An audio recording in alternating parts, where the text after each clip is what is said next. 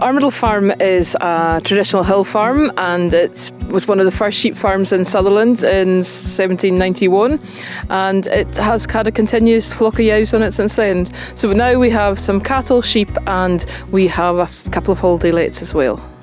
I was invited to a meeting with the Full Country Partnership to discuss options for the farm, and one of the outcomes from those discussions was that I agreed to do habitat mapping in support of an agri-environment scheme, but also mapping peatland restoration opportunities on the ground. I started taking an interest in peatland restoration probably about 2020 during COVID lockdowns, and I was seeing more and more of it happening, and I didn't understand it, but I knew it was something that I wanted to get involved in. Because we have a lot of peatland that was requiring restored, a lot of hill drains, up to 210 kilometres of hill drains, it was an easy place to come in and it had good access. That's why I got involved in the pilot, because it was a good starting place to show as well what could be done in the flow country.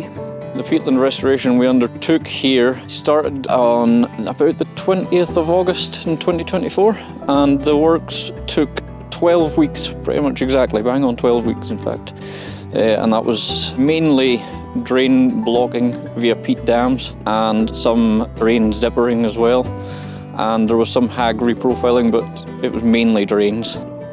So to date on the farm in phase one, there's been sort of around 600 hectares of peatland restoration completed, and then next year we'll finish up with sort of remaining 250 roughly hectares left.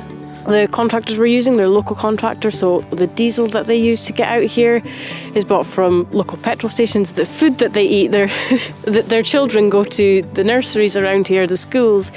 So we're really, really focused on the circular economy. The aim of the Full Country Partnership is to maximise those benefits of peatland restoration locally as much as possible, so I think that's a really important benefit of it.